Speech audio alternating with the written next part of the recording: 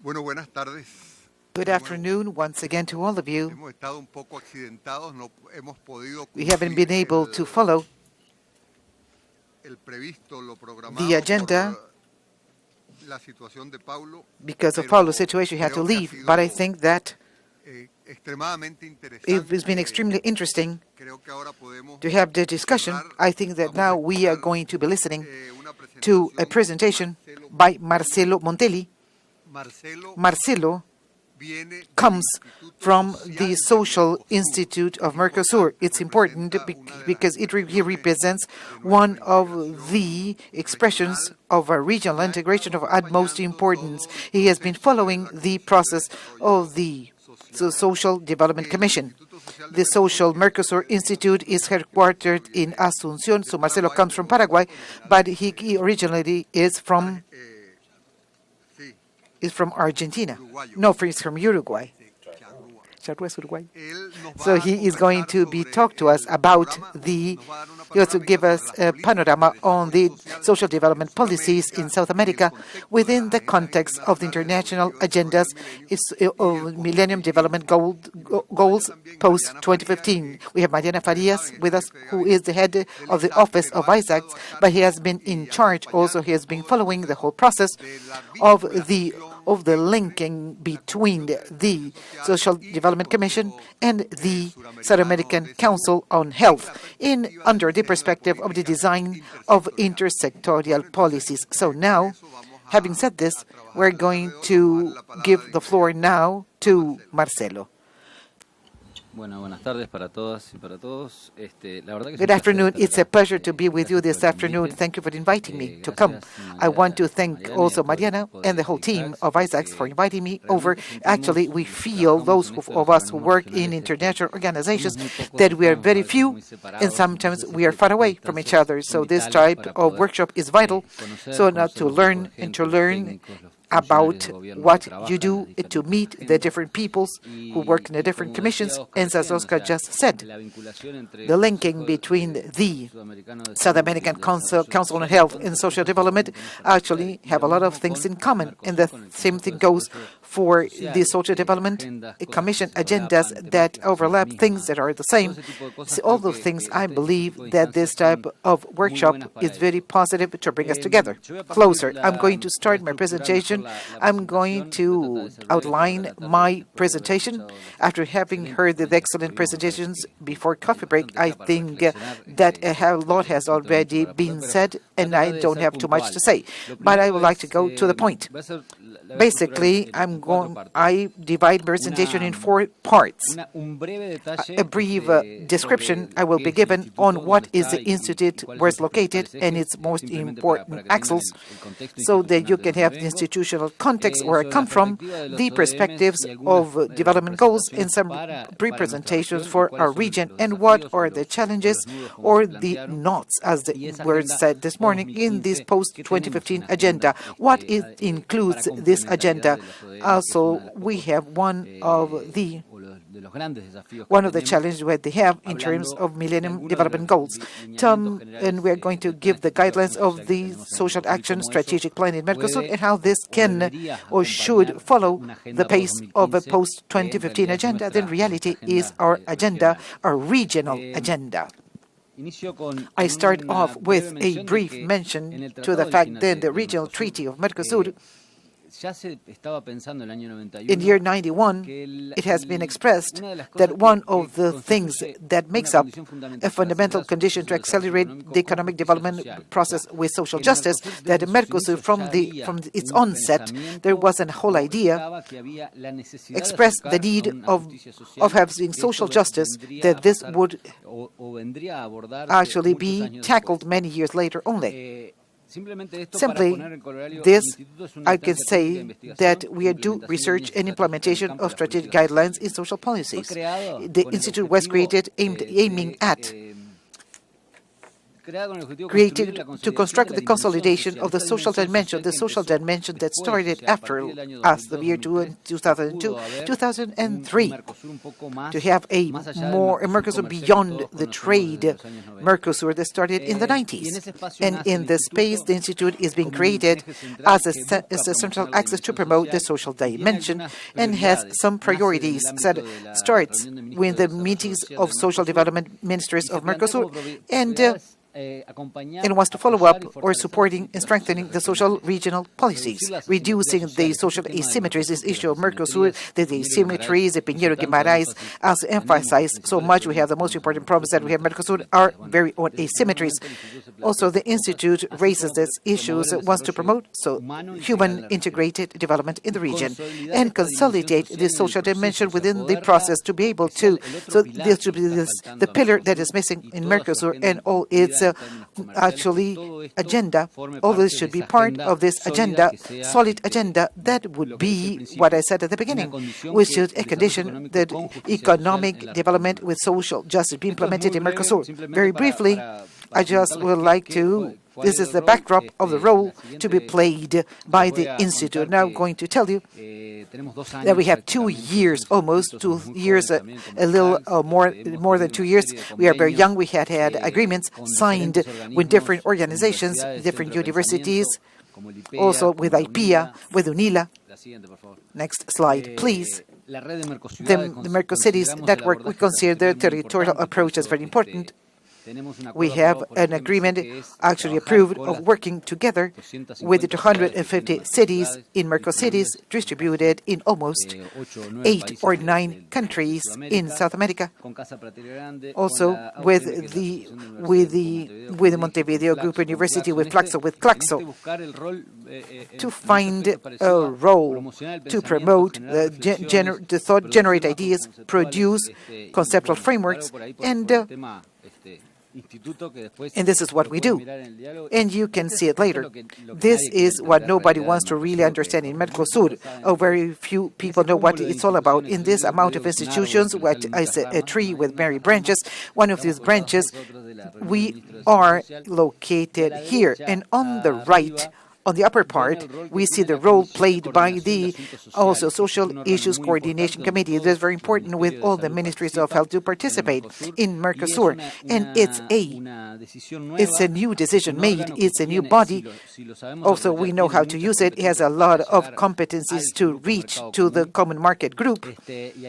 And there's a whole working agenda that also, at the end, I'm going to make a reference to. This is just to give you the backdrop where we come from, what we do, and I just set the stage. And also we work with health, with education, with social development, science and technology. All these areas make up the Commission of Coordination in Social Affairs of Mercosur. That, of course, Mercosur actually has an acronym, and first we create the acronym, and then we create the organizations. Well, this is just a joke. Well, I'll try to make it swift. Let's go to integration proper. Mariano has asked us to talk about how can we link regional with global, and what are from our perspective, everything that was englobed within the region and the impact of the Millennium Development Goals. I'll try to explain it to you. MDGs, take into account that this map actually is outdated, because Mercosur not only has included Venezuela, now is incorporating Bolivia and Ecuador, but to show more or less the dynamic on the change of the regional maps. Mercosur, ALBA in this map. ALBA is not here in the map. It's missing, in which we have to add Uruguay as an observer for the ALBA group. So this dynamic of regional blocks actually are integration processes that aim at strengthening other spaces too. So, one of the most important ideas I would like to raise is of Mercosur, and also show you what are those general conceptions of each one of the phases make a raconte. Paulo Enrique Almeida actually describes these 4 periods to be able to, in those time lapses, to be able to structure the changes that have been made in social policies in general terms. And he makes a very important assessment of Mercosur that I would like to share with you this afternoon to feed this discussion. What is the space that we are using? What space do we cover? He says that this phase is between the 95 and 99, post-neoliberalism, as called by some. This review of paradigms from 1999 and 2002, this was changing in time in how the states worked. This changed the way actually countries worked, and then the strong role to be played by the state later on, and this correction of asymmetries that I mentioned previously. Actually, Mercosur realized that it has structural asymmetry problems, and they start to tackle these problems just of the year 2005-2006.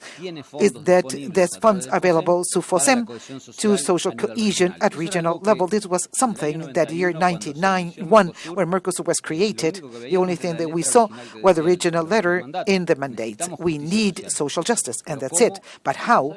We don't know how we implement it, finally. So, he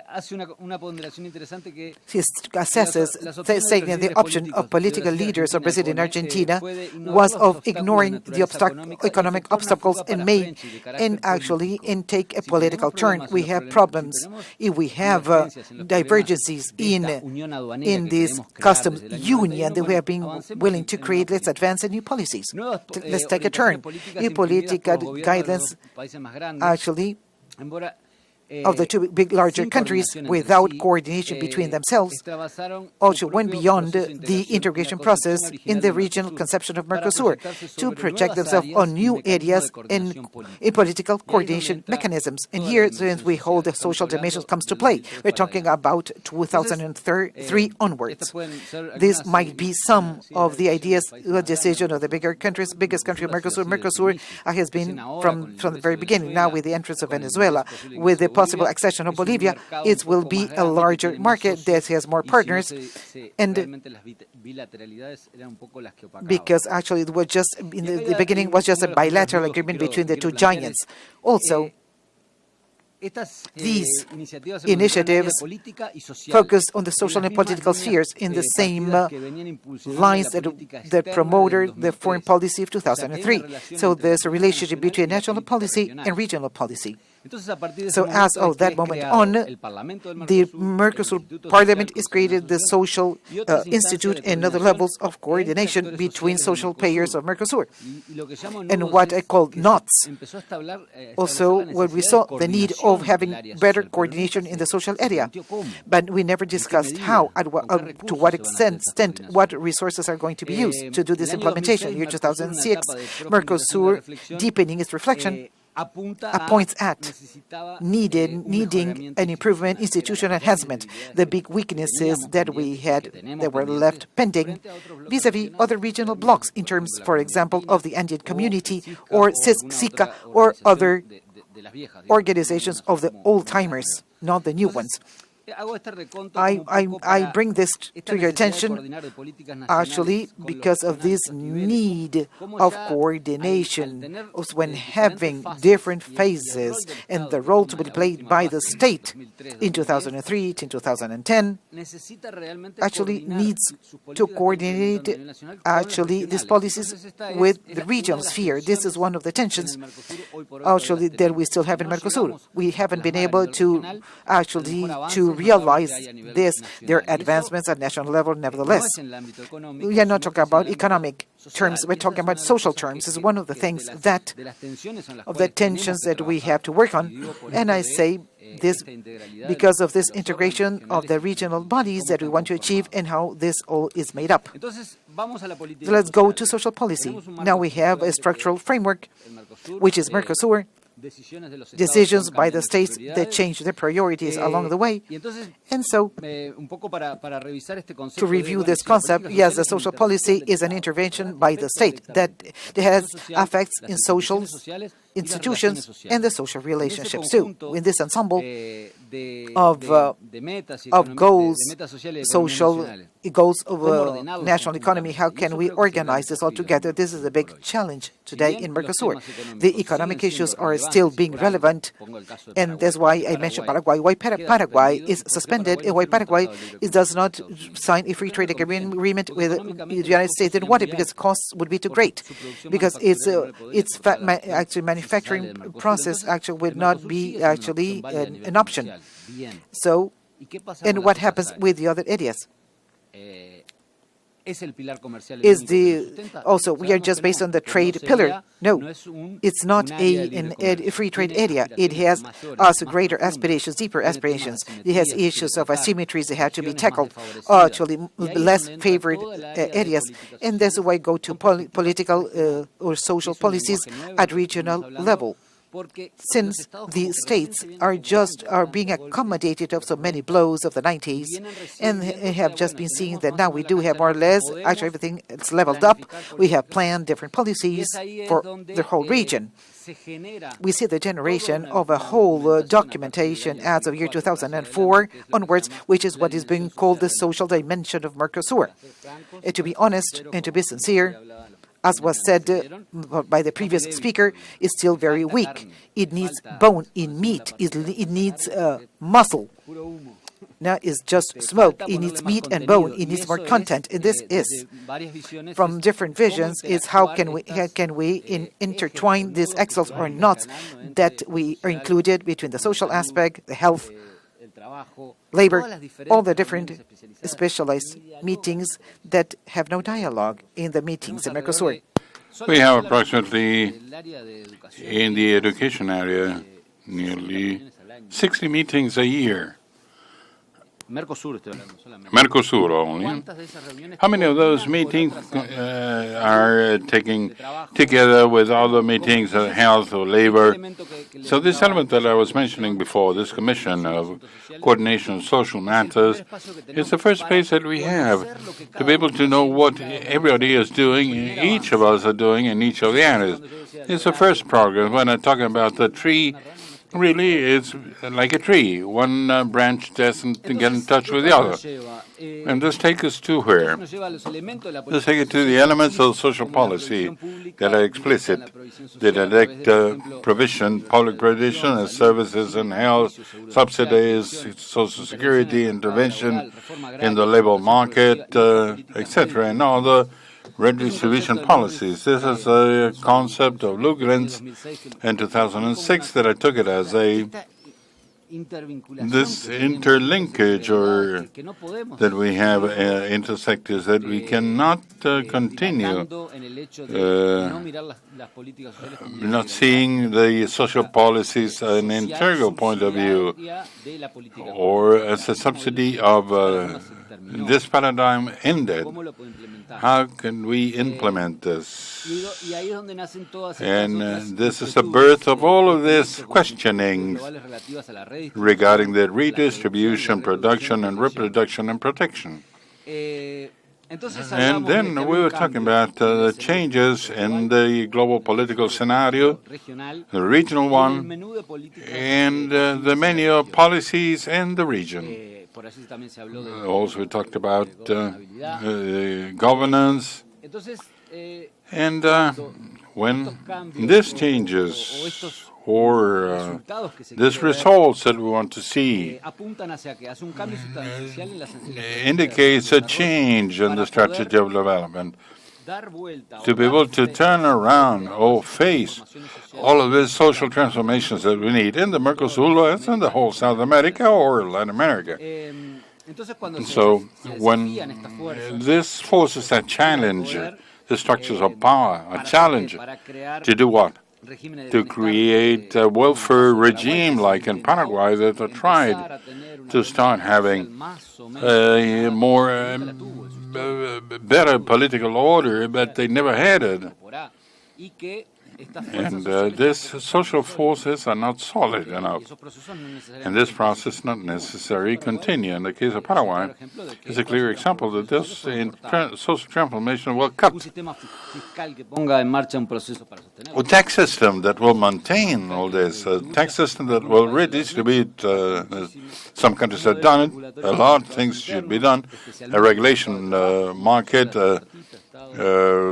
like the labor market, tripartite, the state, the workers, and the private, and the development program towards a global market. These are the challenges that were the tasks that we had after the consensus of Washington. And this slide I'm going to pass it because we know the consensus of Washington, because we have to arrange a home and carry out many tasks. And I go to the following slide because the perception that we have personally is ODMs left something very basic regarding social development. There was a lack of meat to the bone, some elements for a region, not only, of course, for the other regions, the ODM probably was the first step to combat this injustice, but we had many obstacles to overcome, and the inequality problem is one of the most shocking ones. Even the mechanisms to try to obtain individual targets and among the different goals that were presented, I would like to put in the role of the labor, the jobs, and all of the securities that were given by the labor market and all of this transformation that impacted all the environment, health, etc. And this creates inequality levels, very high inequality levels. Today was mentioned by Paulo. And it's a way in which this goals of the Millennium for regions, these are the crucial issues. And I think that this matters that we are owing our population.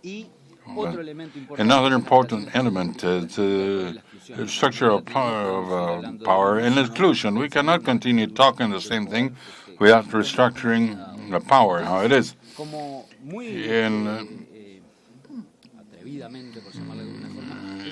These are the things that I will indicate as notes or notes that should be faced in 2015.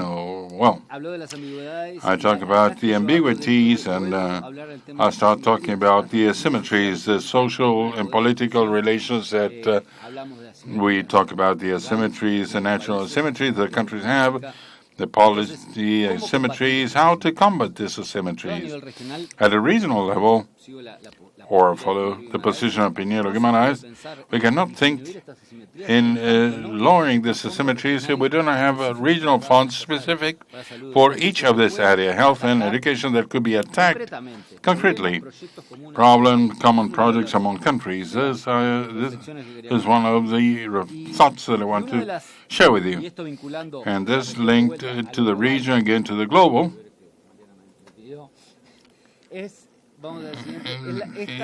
This linkage that we have a lot ahead of us regarding inequality. We are the champions of many things, and even inequality. And America doesn't change. Important progress have happened. Brazil passed from 0.58 to 0.51. There are very important changes. But this would put us to the same level of the southern oriental Orient, the Asia. We are far away from it. And this was not dealt clearly. Inequality. Brazil is doing it, many other countries probably. But the cold image globally, yes, we can compare. But, well, and the next slide is something that was presented today, and I created. Uruguay is a very small country. This inequality issue could be easier to be faced in a small country. And we see the different categories here.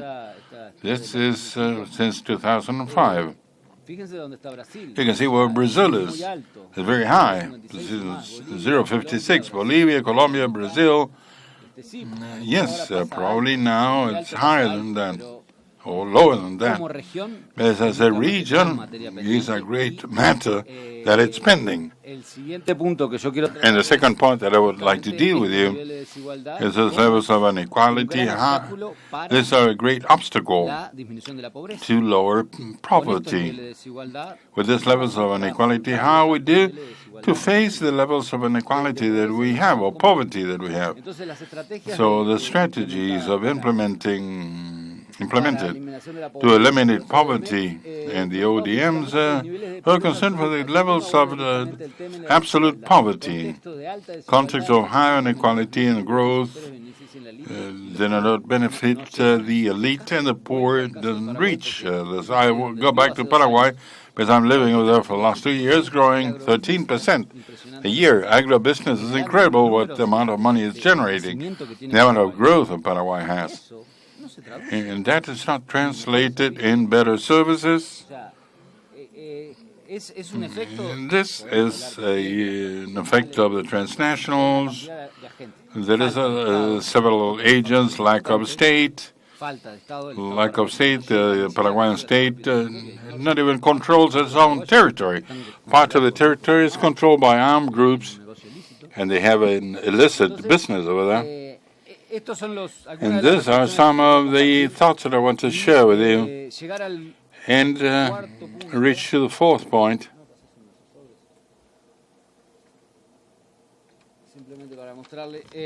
To show you that one of the publications that we have of the Institute, and I'm going to refer to this in this framework, is a book that we are editing called The Social Dimension of Mercosur. Here I have the one from Argentina, no problem. Together with this, I did the Social Strategic Plan, and I don't want to do this as a I want to put it within a frame because it's very important. This approach that we search from the proposal that follows this is a decision of Mercosur of 2011 that indicates 10 strategic axes from 2012-2017.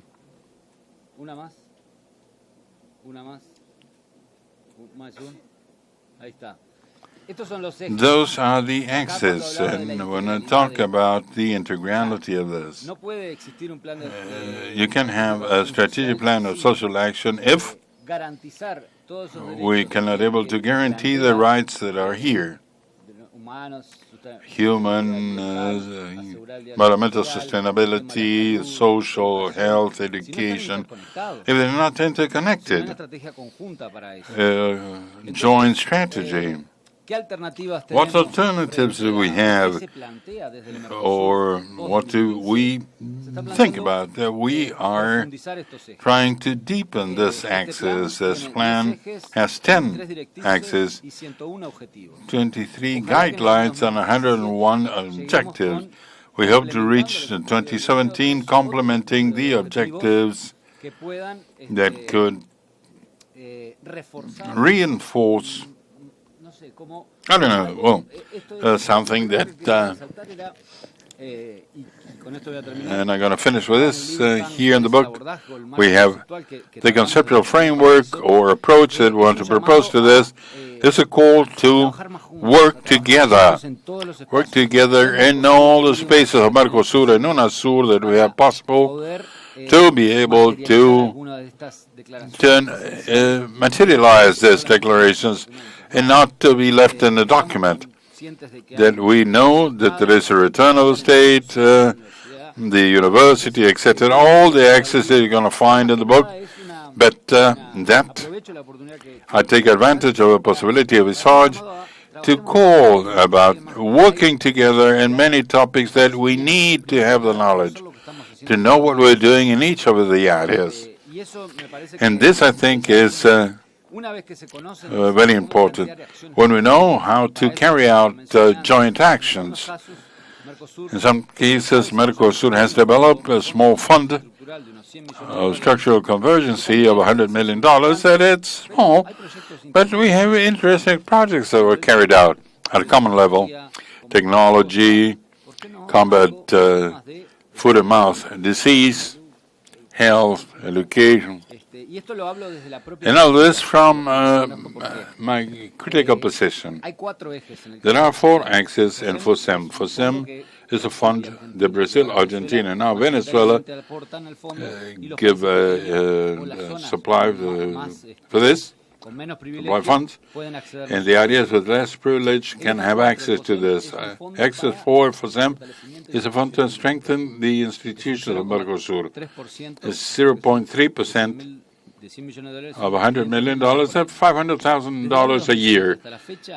From 2007 up to now, if we add each year $500,000, we haven't spent not even $500,000 to strengthen the. Having the tools, we're not using them. Imagine how much strengthening, institutional strengthening regarding health observatories, etc. We don't see this as a tree with branches to everything. We have an integration, South America integration, and from all parts, from the academia, from the ministry, from the regional bodies, we need to carry out actions in the territory. And I'm talking about this. We have the strategic framework. We have strategic plans. What's lacking to reach the territory? And in a meeting in UNASUR that we have people involved, you're talking about strategic plans, etc. You have all of these strategies. How many young people you would take into a meeting in a country? We carried out one in Bolivia that took 3,500 young people, and we didn't do anything.